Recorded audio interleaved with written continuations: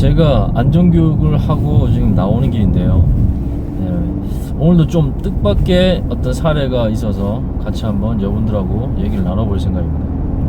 어떤 내용이냐면 지진이 발생했을 때 현장에 있는 당사자들이 어떻게 대응하냐, 그런 행동 절차는 생존에 있어서, 생존 확률을 높이는 데 있어서 굉장히 중요한 기술이다. 그 얘기를 하면서, 만약 우리가 지금 교육을 진행하고 있는 이 장소에서 지금 진동이 발생했다면, 우리는 현장에 사람들은 그 지진의 규모를 알 수가 없죠. 지진 측정기가 없으니까. 어쨌든 진동이 발생했다는 자체는 지진이 시작되는 거라고 우리가 확신할 수 있는 부분이기 때문에, 이런 징후가 발생했을 때 우리는 어떻게 대응한 것이 좋으냐. 자, 그래, 두 가지 중에 하나를 선택해라. 1. 바로 여기에서 교육장에서 빨리 밖으로 나가서 바깥에 있는 주차장 또는 공터로 대피하겠다. 1번. 2번은 뭐냐면, 그냥 현재 이 위치에서 우리가 교육을 하고 있었기 때문에 책상 또는 뭐 사무실이라고 한다면 뭐 탁자나 또 사무실 책상, 집이라고 한다면 뭐 마찬가지 탁자나 책상 아래에 일단 몸을 숨기고 진동이 끝날 때까지 그냥 버틴다. 이 두 가지입니다. 그러니까 1. 달려나간다. 2. 책상 아래에 있는다. 이걸서 이제 여러분 어떻게 할 것인가 이제 설문을 했죠. 현장 설문으로. 자, 손 들어 보시라. 그러니까 30%가 젊은 세대들입니다. 30%가 달려나간다. 그러니까 진동이 느껴지면 바로 본인의 위치를 벗어나서 출입구 쪽으로 달려나가서 계단으로 뛰어내려가서 주차장 또는 공터 쪽으로 달려나가겠다는 그 사람이 30%가 됩니다. 여러분 같으면 어떻게 하시겠어요? 사실 이게 지진이 발생했을 때 이 행동 요령은 굉장히 중요합니다. 그 현장에 있는 개개인의 이 행동 절차, 대피 요령이 어떤 그 선택을 하느냐에 따라서 내 안전도 확보해 줄 수 있지만 다른 사람의 안전도 확보해 줍니다. 반대로 얘기하면, 내가 행동 절차를 잘못하고 잘못 대응하게 되면 나도 위험하지만 다른 사람까지 위험하게 할 수 있어요. 자, 일단 가장 적합한 행동 요령, 지진이 발생했을 때 현장에 있는 사람들이 해야 될 가장 적합한 행동 요령은 몇 번일까요? 예, 2번입니다. 2번. 현장에 있는 사람들은 가장 가까운 탁자든 책상이든 머리를 보호할 수 있는 그런 엄폐물이죠. 엄폐물에 몸을 숙여서 머리를 보호하고 진동이 끝날 때까지 그냥 홀드온 버티는 겁니다. 이게 가장 적합하고 합리적인 행동 요령입니다. 우리가 처음 한국도 지진에 대해서 안전하지 않다, 이것을 정말 어떻게 보면 가장 명확하게 보여준 사건이 있었죠. 그게 뭐냐면 바로 2016년도에 있었던 경주 지진입니다. 그때 객관적인 규모는 5.8이었어요. 상당히 센 지진이라 할 수 있습니다. 그죠?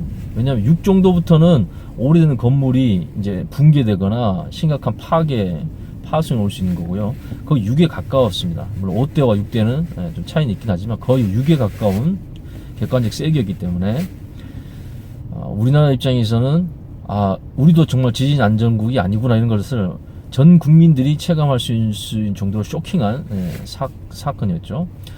자, 요때 언론에서 어떤 내용들을 막 배포했었냐면, 우리나라는 지진이 발생했을 때 탁자 밑으로 숨으면 안 된다는 이런 내용들로 기사가 어마어마하게 나갔습니다. 왜 그러냐?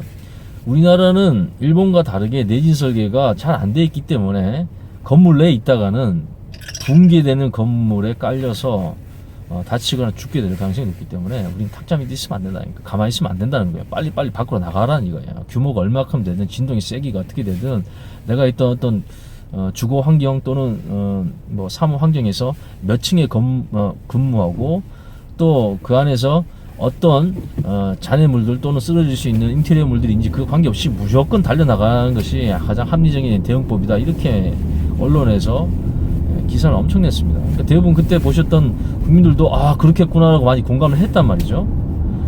그러고 난 후에 1년 후 그 옆 지역이었던 포항에 또 지진이 발생했습니다. 그죠?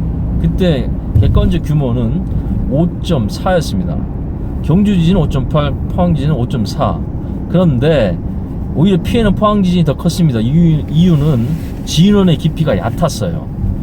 진원이 깊이가 얕으면 그 발생된 그 진동의 파동이 더 빠르고 더 강하게 지표면에 전달되기 때문에 진원의 깊이는 어떻게 보면 지진의 피해를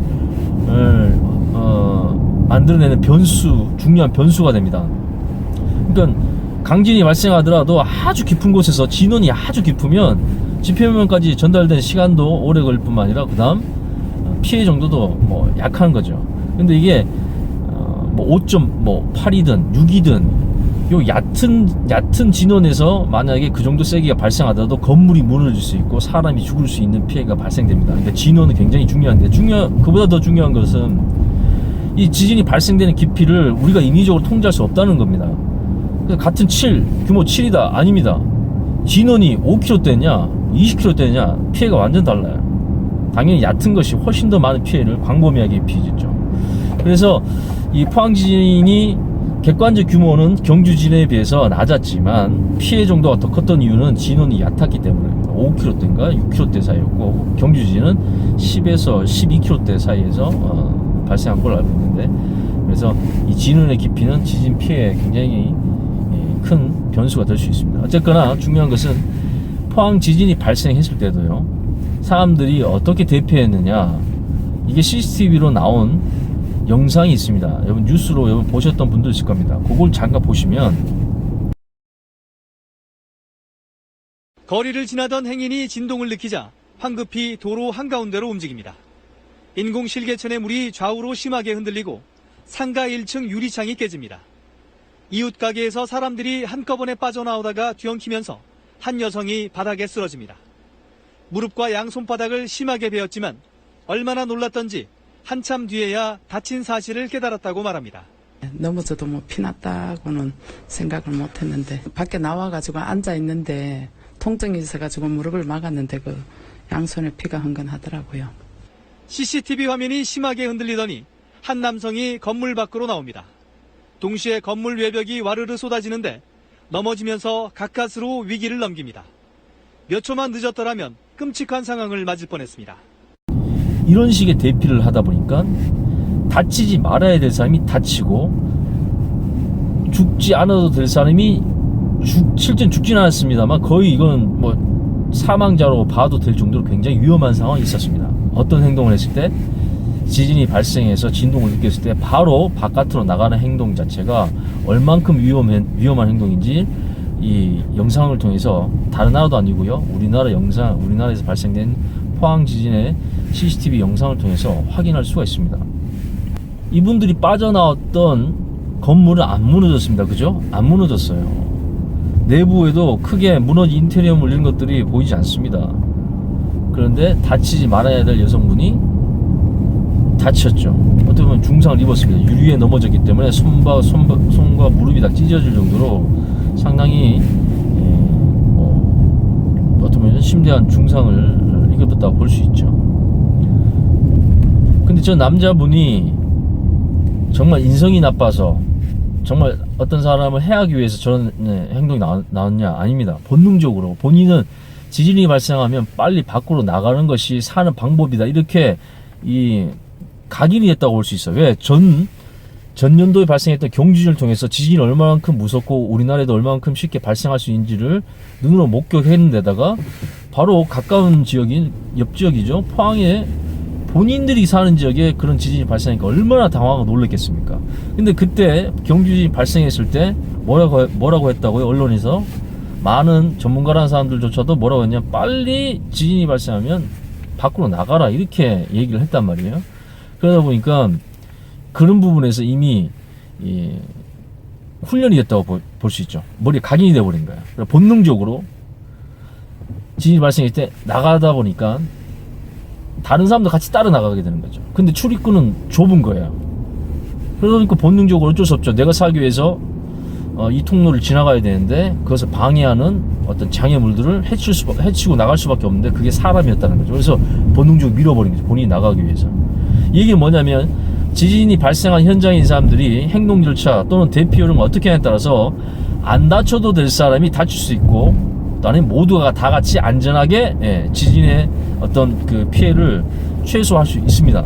근데 보시다시피 무너지지 않은 건물에서도 사람이 중상이 발생될 수 있다는 것을 우리가 이런 어떤 영상을 통해서 확인할 수 있습니다. 또 하나 영상, 아까 뒤에 나온 영상, 남자분이 나왔던 그 건물, 본인의 상가, 그 건물 안 무너졌습니다. 하지만 뭐가 무너졌어요? 본인 상가의 가벽 또는 옥상에 있는 이런 가벽들이 쏟아져 내리는 거예요. 통상적으로 우리 상가들 보면 간판을 세우기 위해서 가벽을 세워놨습니다. 굉장히 취약하죠. 그냥 블록으로만 쌓아놨기 때문에. 그리고 뭐 일반적인 뭐 연립주택이든 뭐 다세대 주택이든 옥상 부분은 대부분 어떻습니까? 간단하게 이렇게 가벽으로 세워졌기 때문에 진동에 굉장히 취약하죠. 그런 것들이 지진이 발생했을 때 통로 쪽으로 쏟아져 내립니다. 그래서 건물이 무너지지 않더라도 건물에 취약한 어떤 그 간판이라든가 취약한 어떤 그 가벽들이 이 사람들이 다니는 통로 쪽으로 쏟아져 내리기 때문에 지진이 발생했을 때는 오히려 밖으로 빨리 대피하고 빨리 나오는 것이 이런 어떤 떨어지는 잔해물들, 낙하물들에 의해서 부상 확률이 더 높아지고 때로는 사망으로 이어지는 큰 위험 요소가 됩니다. 근데 그걸 우리가 간과하고 있어요. 왜냐하면 지진에 대해서 너무 막연한 두려움에 의해서 행동 절차가 어쩌면 이성적인 움직임이 아니라 그냥 본능적으로 빨리 피해야 됐다는 그 본능에 의탁한 행동으로 바로 나오다 보니까 이런 어떤 다치지 않아도 되는 또는 죽을 뻔한 그런 상황, 다행히 안 돌아가셨지만 만약에 40cm 또는 50cm만 옆으로 있었으면 아마 그 잔해물에 맞아서 우리나라 첫 번째 사망자로 기록될 수 있을 뻔했어요. 운이 참 좋았지만 그 운이 다음에도 똑같이 전개된다는 보장이 없습니다. 그 얘기는 뭐냐면 지진의 규모와 관계없이 지진이 발생한 현장에 있는 사람들은 빨리 밖으로 나오는 것이 훨씬 더 위험한 대피 요령이고 생존 기술이 될 수 있다는 겁니다. 어차피 무너지는 건물에서는 살아남을 확률이 없어요. 무너지는 건물은 진짜 그 안에서 여러분들이 달려 나오기도 전에 건물과 같이 붕괴돼 버리기 때문에 그 안에서는 뭐 책상 아래에 있던 탁자 아래에 있던 아니면 뭐 달려 나오기 위해서 여러분들이 점프를 하든 소용이 없다는 겁니다. 그냥 같이 건물과 함께 그냥 붕괴돼서 이거는 진짜 하늘의 뜻에 맡겨야 될 수밖에 없는 상황입니다. 그런데 붕괴되지 않은 건물이 있음에도 불구하고 본인이 불필요하게 또는 진동이 발생되는 그런 상황에서 밖으로 달려나감을 통해서 빨리 나온 것이 오히려 인근 건물이라든가 아니면 내가 나왔던 그 건물에 그 떨어진 낙하물에 깔려서 사망 또는 부상으로 이어진 상황이 발생할 수 있다는 건데, 그거를 아직 많이 공감들을 못하고 계세요. 국민들도 아직도 많이 그런 부분에서는 체득허가 안 돼 있고 훈련화가 안 돼 있습니다. 이런 부분이 빨리 개선돼야 돼요. 다른 거 볼 필요 없습니다. 지진이 발생했을 때 행동 요령을 어떻게 해야 되는지는 그걸 가장 명확하게 그다음 구체적으로 보여주는 나라가 있습니다. 멀리 볼 필요 없죠. 일본입니다. 일본이 지진이 발생했을 때 어떻게 대피하도록 안내하고 있냐, 그것만 보게 되면 우리도 그런 부분에서 충분히 간접 경험으로, 굳이 우리가 그런 큰 피해를 입지 않더라도 그런 간접 경험을 통해서, 검증된 간접 경험이죠. 그런 경험을 통해서 우리가 배우면 됩니다.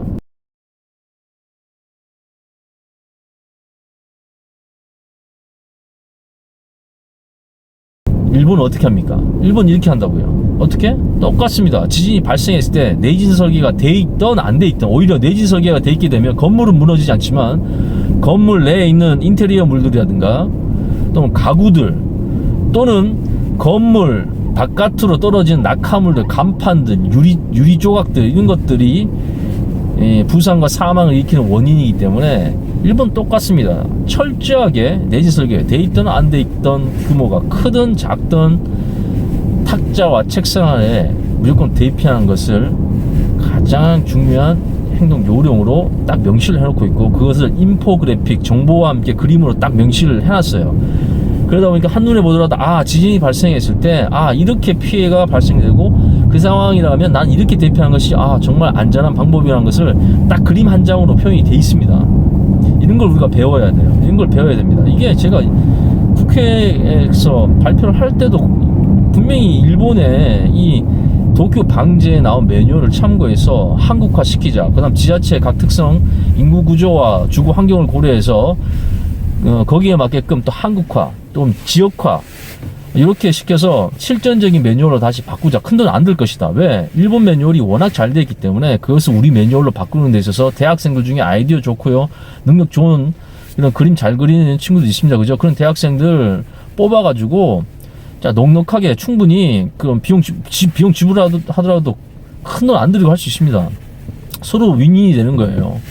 그렇게 해서 합숙해서 전문가들하고 합숙해서 한 3개월이면 결과물을 뽑아낼 수 있습니다. 한국화된 일본처럼 아주 디테일하면서도 남녀노소 누가 보더라도 쉽게 제한 상황을 이해하고 대응할 수 있는 방법을 습득할 수 있는 그런 인포그래픽화된 그런 어떤 매뉴얼을 만들 수 있는데 그걸 하자고 했는데 안 하는 거예요. 제가 비용 많이 들 필요 없다. 많아봐야 진짜 많이 들어야 한 3억 정도 들 것이다 이렇게 생각하고 3억 정도 투자해서 만들자고 했는데 그냥 뭐 공허한 메아리로 그냥 끝난 거니까 지금 몇 년이지 않습니까? 경주 지진 발생하고 난 후에 이제 그 발표를 했었으니까 벌써 경주 지진 발생한 게 4년이 이제 넘었죠. 쉽게 바뀌지 않습니다.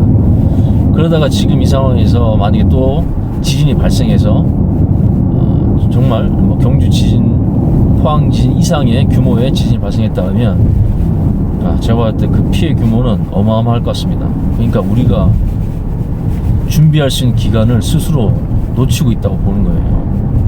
그 이유는 제가 지금 교육을 끝나고 나오는 어떤 현장의 얘기를 해드리지 않습니까? 아직도 지진이 발생했을 때 밖으로 달려나간 것이 최선의 방법이라 생각하는 젊은이들이 30% 정도 된다는 얘기예요.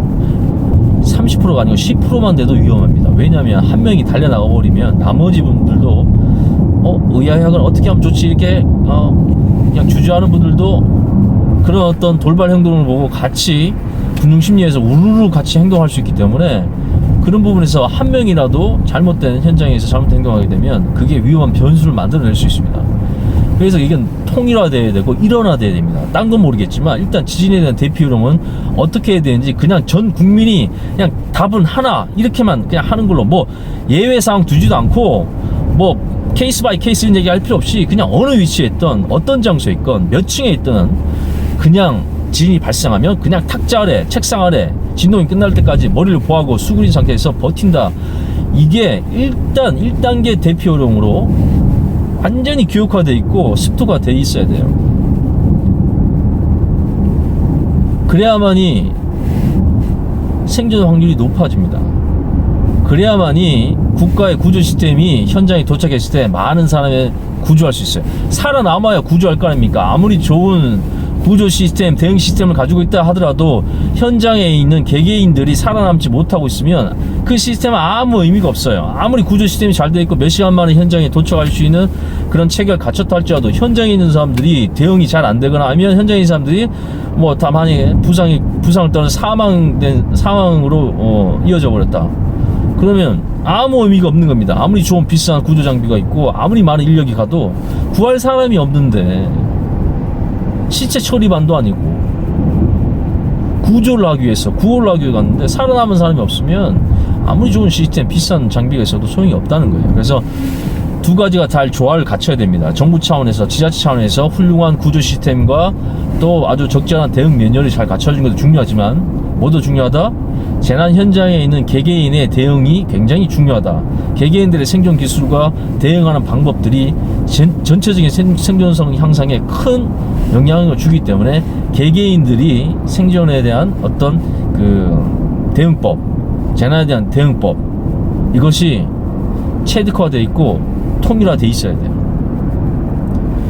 이걸 제가 몇 년 동안 계속 국민들뿐만 아니라 기관들 같이 교육을 하고 또 회의를 하고 하지만 아직도 물론 진짜 옛날보다는 좋았습니다. 옛날은 어느 정도였냐면 경주지진 나고 포항지진 난 후에도 80%가 오히려 지진을 2번 연속으로 2번을 겪다 보니까 오히려 사람들이 더 패닉이 와서 그런지 두려움에 휩싸여서 그런지 더 많은 사람들이 달려나가겠다는 거예요.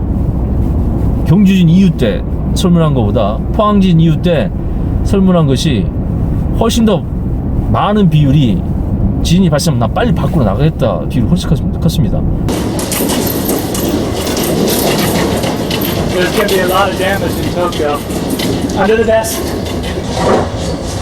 Oh my God. That is the biggest earthquake to date.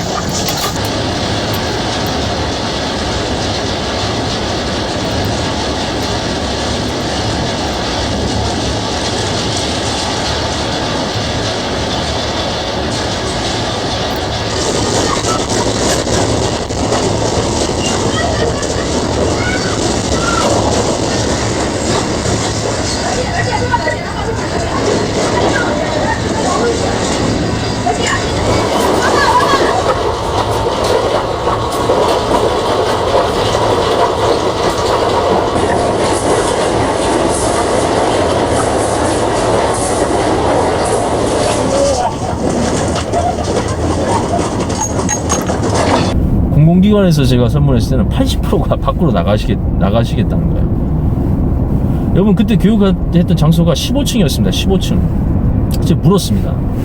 물어봤어요. 아 밖으로 거의 80% 달려나가시다. 그럼 다 달려나가시겠다는 건데 알겠습니다. 그러면 여러분 월미도 디스코 팡팡에서 일직선으로 달려나갈 수 있는 분 몇 분 계세요? 손 들어보라 했어요. 없어요.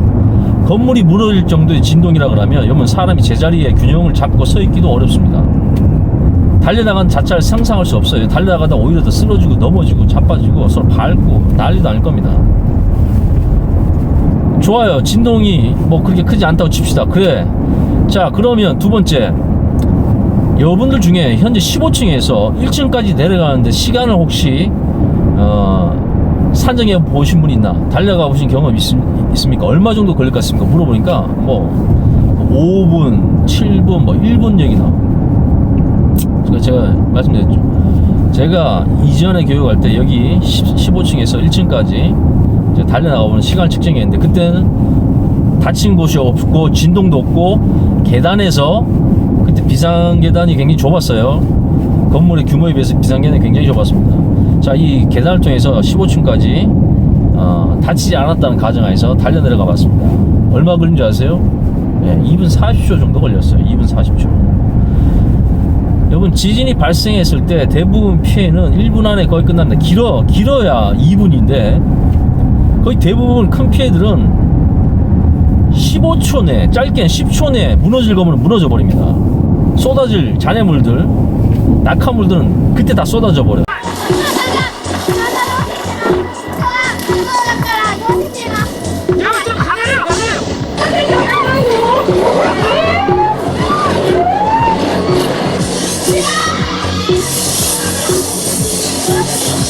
2분, 1분까지 가지도 않습니다.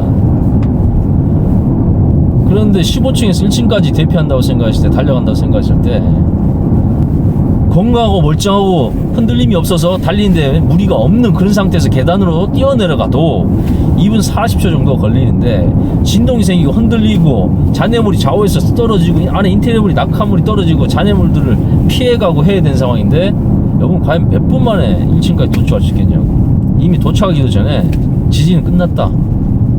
끝났어요. 피해 날 건 다 피해가 발생했고 떨어질 건 다 떨어져 있어요. 그 사이에 여러분이 살아남을 수 있겠냐는 거예요.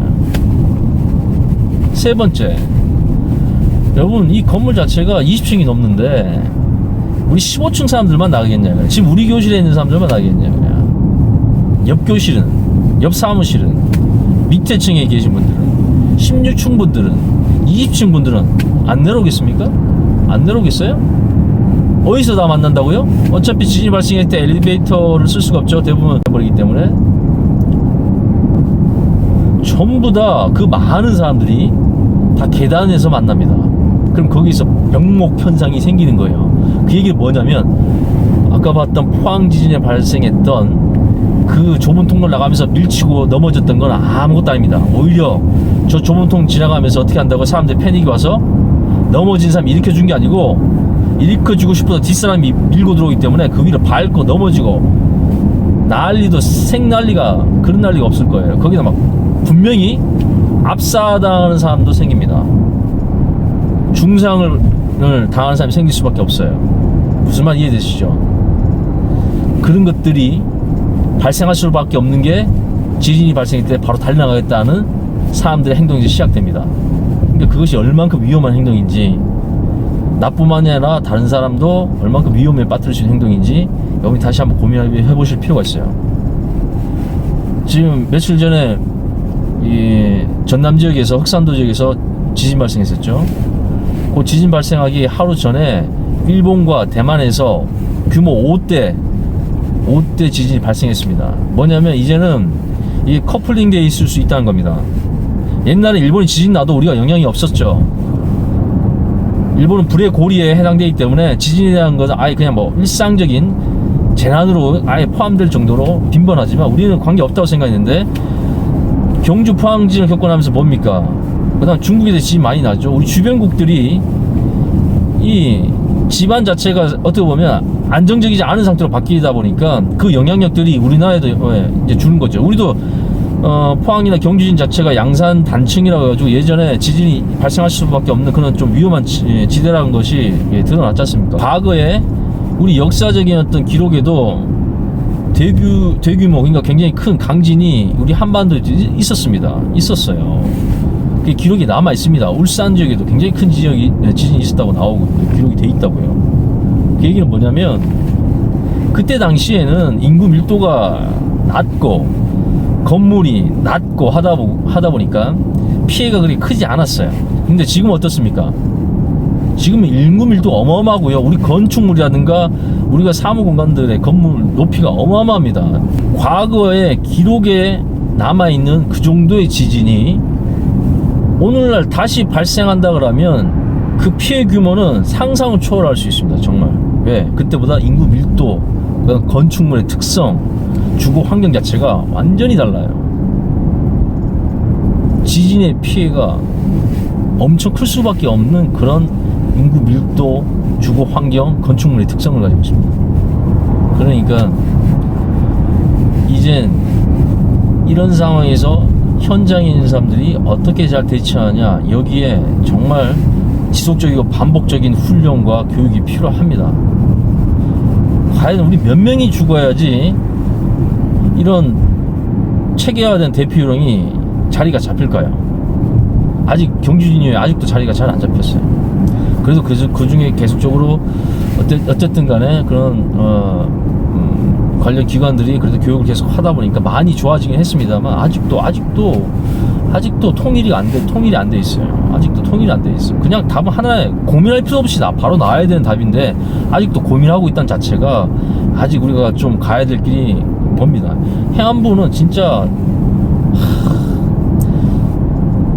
좀 반성하고 다시 매뉴얼을 좀 점검하고, 그다음 그 일본의 도쿄 방제 이거 참고해서 체계를 다시 잡아서 실전적인 매뉴얼로, 한국화된 매뉴얼로 다시 바꿔야 돼. 지금 매뉴얼로 안 됩니다. 지금 국민재난안전 포털에 올라와 있는 그런 매뉴얼로 그건 진짜 부끄러운 수준입니다. 부끄러운 수준이에요. 진짜 실전상 하나도 없고, 아니 아직도 생존 배낭에 들어가고 챙겨야 될 물건 중에 병따개가 들어가 있다니까요. 병따개.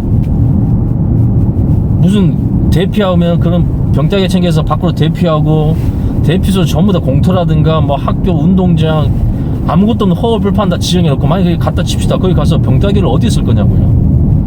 거기 대피하고 있으면 뭐 각 지자체에서 뭐 비축해놨던 뭐 병콜라, 병맥주 뭐 이런 것들 뭐 준답니까? 그거 따먹기 위해서 이 병따개가 필요하다는 거예요? 아니잖아요.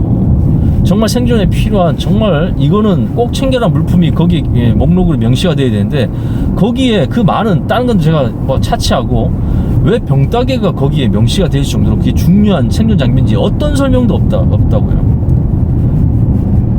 근데 그게 버젓이 들어있어요. 버젓이 안 되면 그냥 일본 거 그냥 받다 뺏겨서 넣으라고요.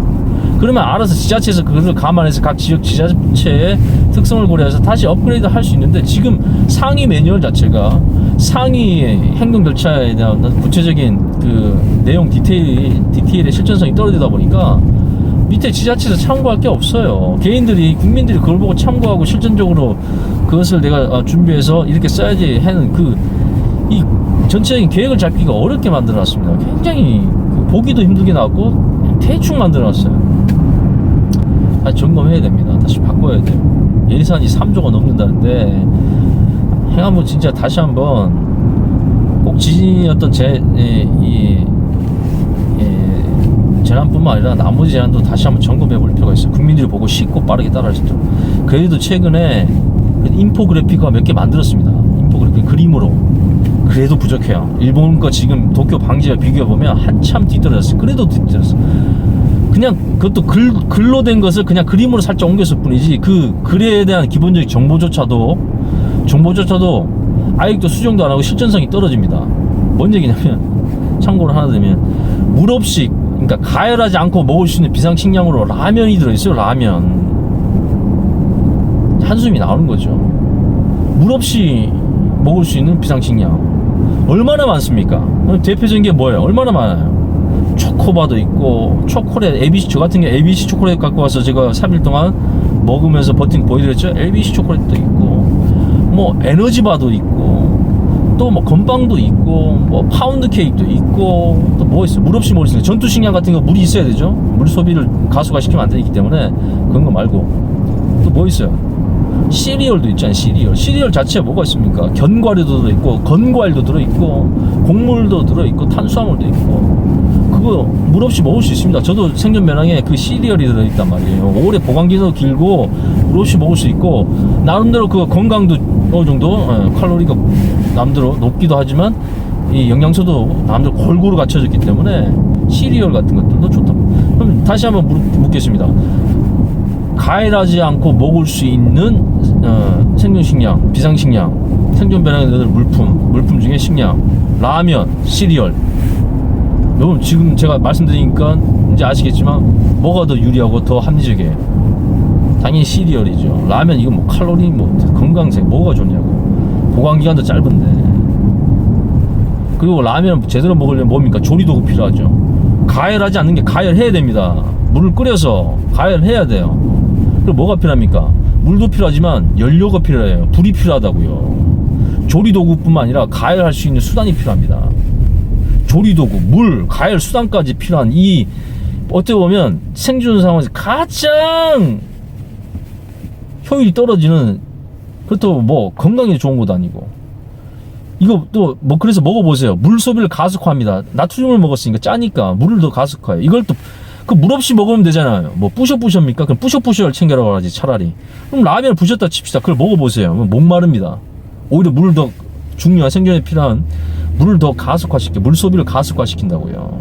그러니까 이게 과연 생존 식량으로 적합하냐 이거야. 근데 예산 3조의 행안부에서 2021년을 살아가는 지금 이 세대에서 생존 식량, 비상 식량, 지진이 발생했을 때 챙겨갈 식량으로 라면을 놨습니다. 여러분 라면의 부피 보세요. 이 부피에 이 정도 부피면 초코바 9개, 10개를 챙겨갈 수 있습니다. 에너지바를 10개, 12개를 챙겨갈 수 있을 정도예요. 부피를 따지면 어느 게 더 합리적입니까? 시리얼 한 봉지면 돼요. 어느 게 더 합리적이냐고요. 근데 그게 아직도 안 바뀌어져 있고, 그게 인포그래픽으로 글로 된 거에서 끝난 걸 막 뭐라 그러니까 이제 그림으로 바꿨는데, 그림에 똑같이 가열하지 않고 먹을 수 있는 비상식량 라면, 토시 하나 안 틀리고 또 라면 또 집어넣어요. 생각을 안 한 겁니다. 한 번도 배낭을 들고 그 물품들 가지고 국민을 대신해서 밖에서 한 번도 테스트 안 해본 거예요. 거기에 뭐 교수들, 뭐 전문가들이 해서 만들었다고 하는데, 그 전문가들이 도대체 누구, 그 교수가 누군지 몰라도 한 번도 그걸 가지고 밖에 나가보지도 않고 국민들 보고는 그거 챙겨나가, 비상상황, 생존 상황에서는 챙겨나가라고 하는 게 우리 실정입니다. 그러니 일본에 배우라고요. 안 되면 일본을 통해서 배우고, 아니면 진짜 본인들이 배낭을 싸고 재난 상황에서 그 행동 여는 실제 본인들이 적용해보고 검증해보고 그것을 행동 요령으로 매뉴얼을 만들어야 되는데 안 돼 있어요. 그러면 지금 제가 이렇게 얘기했다고 바뀔 것 같습니까? 저 그전에 몇 년 전에도 전화 직접 하고 그랬어요. 바꾸라고, 검토하라고. 근데 무슨 얘기가 돌아왔다고요? 아유, 그때 그 매뉴얼 만들던 그 전문가들, 그 안에 뭐 교수들 포함해서 그 뭐 별 문제 없다고 해서 그대로 유지가 된다고. 말도 안 되는 얘기지만 그 말도 안 되는 현실이 지금까지 계속 이루어지고 있는 게 우리나라입니다. 정권이 바뀌어도 바뀐 게 없어요. 다음 정권도 바뀐다고 해서 바뀔 것 같나? 바뀌지 않을 것 같아요. 그냥 우리가 바뀌어야 된다. 여기 우리 국민들이 다시 한번 스스로 자기가 살아날 수 있는 방법을 더 고민하고 바꿔야 돼요. 물론 저도 계속 그런 공공기관 통해서 노력을 하겠습니다. 그다음 지금도 각 지자체들과 그런 노력들을 하고 있지만 쉽게 바뀌는 데까지는 시간이 걸려요. 왜? 아직도 이게 중요하다고 생각을 하지 않기 때문에 그래요. 생각보다 우리나라가 안전에 대해서 아직 불감증인 나라라는 것이 그런 것들이 문제점이 발견됐으면 빨리빨리 보완하고 수정하고 이런 것들이 잘 안 됩니다. 안 돼요. 저도 대외적으로 노력하고 공공기관과 계속적으로 협조하겠지만 일단 국민 개개인이 지금부터 더 공부하고 준비를 해야 됩니다. 준비를 해야 돼요. 일단 지진이 발생하면 머리부터 보호하고 탁자 밑에 또는 책상 밑에서 진동이 끝날 때까지 버티세요. 그게 지금으로서 가장 합리적이고 글로벌적으로 검증된 지진 대피 요령입니다. 어차피 무너질 건물에서는 탁자 밑에 있으나 달려나가기 전에 그냥 같이 건물 붕괴되면서 같이 죽어버릴 수밖에 없어요. 사는 사람은 거의 기둥 옆에 생존의 삼각지대라고 해서 기둥 옆에 또는 잔해물이 쌓이면서 빈 공간이 삼각형의 빈 공간이 나오는 그런 지역이 있습니다. 근데 그런 지역이 평상시에 어느 부분이 그렇게 형성되는지 알 수가 없어요. 그냥 그건 운에 맡겨야 됩니다. 하늘의 뜻이고 가급적이면 피할 수 있다 그러면 탁자가 있는 곳이 기둥 옆이라면 좀 더 생존 확률이 높아지겠지만 어쨌거나 우리가 일반적으로 대응해야 될 행동 요령은 진동이 진행 중에는 철저하게 자세를 낮추고 머리를 보호하기 위해서 탁자 밑에 책상 밑에 이렇게 진동이 끌 때 버티고 진동이 끝나면 그때는 신속하게 달려나갈 필요 없어요. 달려나가지 마세요. 이미 달려가는 통로에 이 잔해물들이 어마어마하게 쌓여 있어서 여러분 달려나가지 못하고 유리 닿게 돼서 발 다칩니다. 빠져나가긴 빠져나가야 돼요. 하지만 허겁지겁 빠져나가지 마시고 여러분들이 챙겨야 될 물품, 가족들 다 어르신들 모시고 아이 챙기고 아이 물품들 챙기고 생존배낭 미리 잘 꾸려져 있으면 생존배낭 챙기고 생존배낭이 안 꾸려져 있으면 딴 거 챙기지 마시고 여벌의 옷, 그다음 담요 같은 것들, 보온 옷 이런 것들 챙기세요. 텐트 있으면 텐트 하나 들고 나가세요. 꼭 배낭으로 다 안 꾸려지더라도 배낭이 꾸려져 있다면 배낭을 메고 가면 되겠죠. 배낭을 못 그렸다 그럼 체온 유지와 관련된 거. 왜? 여러분들이 이 바깥에 나갔을 때 대피소로 이동했을 때 여러분들한테 생존에 위협을 줄 수 있는 것은 여러분 식량도 아닙니다. 식량을 안 먹고 3주 길면 30일 이상도 버텨요. 물을 안 먹고 3일 버팁니다. 근데 체온 유지가 안 되면 제가 늘 강조하죠. 이 채널을 통해서 늘 강조한 게 뭡니까? 제가 야외에서 늘 이 강조하면서 또 제가 제 경험을 바탕해서 생존해서 이건 너무너무 중요하다. 이 부분이 이 요소가 가장 중요하다고 강조하는 게 뭐예요? 체온 유지. 말해요. 체온 유지가 안 되면 3시간을 못 버틸 수 있어요. 지금 대부분 지자체에서도 여러분 대피소로 공터에 나가 있다 할지라도 구호 물자라든가 어떤 구호 시스템이 작동되면서 구호 인력들이 길면 12시간 정도, 짧으면 6시간 이내에 여러분들 있는 곳에 도착합니다. 근데 그 반나절 또는 6시간 동안 여러분의 생존을 위협한 요소는 물도 아니고 식량도 아니고 뭐라고요? 체온 유지. 그래서 제가 체온 유지를 그렇게 강조하는 겁니다. 특히 노약자가 있는 분들, 어르신이 있거나 아프신 나이가 많으신 부모님 계시거나 영유아들 있는 경우는 반드시 텐트가 필요합니다. 그때까지 구조대가 올 때까지 안전하게 그분들 지켜낼 수 있고 보호할 수 있고 외기 환경에서 보호할 수 있는 대피소가 필요해요. 개인 대피소가. 그것이 바로 텐트입니다. 제가 이거 계속 강조하고 또 계속 또 반복하는 이유는 뭐라고요? 제가 야외에 직접 테스트 해보면 이거보다 중요한 게 없다는 걸 체감하기 때문에 그렇습니다.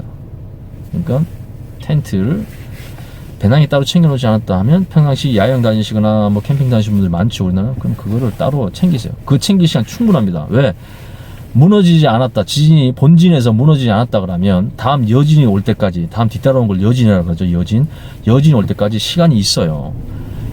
짧게는 뭐 몇 시간 후에 여진 오는 경우가 있고 길게는 며칠 후에 오는 경우가 있습니다. 그때 그 여진이 왔을 때 이 내부에 붕괴가 진행되던 그 인계치를 넘겨버리면 내가 있던 건물도 무너질 수 있지만 당장 무너지지 않는다고요. 본진에서 버텼으면 아직은 그 건물이 당장 무너지진 않습니다. 하지만 빠져나오긴 나와야 돼요. 근데 시간은 충분히 있다는 거예요. 어떤 시간? 거기 건물에서 20층이든 50층이든 빠져나올 시간은 있습니다. 충분히 있어요. 몇십 분이라도 충분한 시간 확보가 되어 있습니다. 그러니까 이거 물건 챙기고 가족들 다 채고 손잡고 그렇게 중간중간 통로에 쌓여져 있고 넘어져 있는 인테리어를 치우면서 유리를 피해가면서 계단을 내려올 때 잔해물들을 피해가면서 안전하게 넘어서 천천히 내려갈 수 있는 그런 시간이 충분하다는 겁니다. 신속하지만 천천히 냉정하게 그리고 여러분들이 미리 생각했던 그런 대피소 계획된 대피소로 이동하면 됩니다. 후닥후닥 달릴 필요 없어요. 진동 중에도 달릴 필요도 없고 달려나가면 안 되고 진동이 끝났다 해서 이제 빨리 나가야지 할 필요가 없다는 겁니다. 패닉에 빠지지 마세요. 가족 그러면 뭐 부모님 다 버려놓고 오실 거예요? 20층에 있는 사람은 그냥 죽어야 됩니까? 2분 내에 다 탈출 못하면? 진동이 끝나고 2분 내에 탈출을 못하면 다 죽어야 되나요? 그때 중에 다리 다친 사람은요? 영유아들은 내버려두고 가야 됩니까? 아니에요. 빨리 나갈 필요가 없어요. 신속하게 천천히 나가면 됩니다. 천천히 신속하게. 무슨 말인지 아세요? 중간에 어버어버 하지 말고 진동이 끝났어? 자, 가족도 챙기고 가족 건강 상태 체크하고 그 다음 뭐 해야 돼요? 그러니까 체온 유저 관련된 물품 아니면 생존 배낭이 잘 꽂혀져 있으면 생존 배낭에 있는 물품들 딱 배낭에 짊어지고 또 더 챙겨갈 수 있는 여력이 된다면 여력이 가고 야간이다 그러면 생존 배낭에 있는 헤드랜턴 또는 가정에 비치해둔 헤드랜턴 딱 끄집어내서 딱 내가 나갈 탈출구 통로에 안정성 확보해 가면서 왜 지진이 나면 정전이 나기 때문에 야간에 발생했을 경우에는 그래서 그렇게 그 챙겨놓은 물품들 그런 것들을 가지고 어떻게 한다고요? 하나 둘씩 위험 요소를 제쳐가면서 신속하게 달려나가는 게 신속하는 게 아닙니다. 천천히 하지만 신속하게 중간에 멈춤 없이 그렇게 움직여 나가서 밖으로 탈출하는 것이 1단계 지진 발생 시 1단계 대피 요인입니다. 밖에 나가면 이제 악천후가 발생했다 그러면 여러분이 챙겨온 뭐 판촉이라든가 아니면 은박담요라든가 우유라든가 우산 챙겨도 좋아요. 밖에 비가 오고 있으면 우산 챙기세요. 우산이라든가 그런 걸 챙겨서 가족들과 공터 건물이 그 다음 여진에서 무너질 수 있죠. 건물 가까이 있으면 안 됩니다. 잔해물에 다시 깔릴 수가 있기 때문에 그런 건물들이 없는 공터로 이동해서 거기에서 뭐 한다고요? 구조대 올 때까지 텐트 또는 쉘터를 만들어서 가족들이 쉬면서 그 다음 응급처치를 해서 감염 예방, 상처 악화되는 걸 예방 막으면서 구조대 올 때까지 버티는 겁니다. 그 시간이 그렇게 길지 않아요. 강원도 오지라든가 정말 산간 오지가 아니면 거의 당일날에 다 구조대들이 와서 구호 물품들이 와서 여러분들 안전한 곳으로 제2대피소로 안내줍니다. 진짜 오지 같은 경우는 어쩔 수 없이 뭐 한겨울이다 그러면 뭐 일주일 정도 짧게 한 3일 정도 고립될 수 있어요. 그러면 거기에 맞게끔 여러분들이 식량부터 해서 뭐 어떤 그 보온 장비라든가 아니면 통신에 관련된 그런 보조 장비들 잘 챙기는 거 맞습니다. 그래서 지역별로 본인 주거 환경 특성을 고려해서 이 생존 배낭이라든가 또 생존 배낭의 카테고리 물품들은 그런 양들은 바뀔 수밖에 없어요. 그것을 여러분들이 개별적으로 발전을 시켜야 됩니다. 제가 얘기할 수 있는 것도 아주 어떤 그 기본적이고 표준적인 것만 얘기할 수밖에 없어요. 왜 개별별 상황과 가족 구성원과 주거 환경이 다 다르기 때문에 도시 지역이냐 산간 오지 지역이냐 다 다르기 때문에 하지만 기본 원칙은 똑같습니다. 뭐예요? 진동이 발생될 땐 머리를 보호하고 탁자 밑에 있다가 진동이 끝나면 가족들 건강 체크, 안전 체크해서 나가서 생존 배낭 필요한 거 제일 우선순위 체온 유저 관련된 물품도 잘 챙기고 악천후가 발생될 수 있기 때문에 뭐 우산이든 우이든 챙겨놓은 거 또 여러분들이 텐트를 챙겨주시면 텐트를 손에 들고 가면 돼요. 들고 그리고 중요한 건 나가기 전에 반드시 체크할 거 딱 두 가지 가스 잠그고 전기 잠그면 됩니다. 왜? 지진이 발생하고 난 후에 화재 사고로 이어져서 대피하지 못했던 분들이 사망으로 이어질 수도 있고 내가 나가다가 다른 집이 발생한 화재로 의해서 뭡니까? 질식할 수도 있기 때문에 나를 위해서도 뿐만 아니라 다른 사람들을 위해서도 뭘 준다? 내가 있는 주거지를 나가기 전에 두 가지 가스 잠그고 전기 내리고 나가는 거. 이게 1단계 가장 기본적인 지진 발생 시 대피 요령으로 여러분들이 머리 한번 이미지 트레이닝 하시고 또 여기에 맞게끔 대피 계획 그다음 생존 배낭도 한번 점검해 보시길 바랍니다.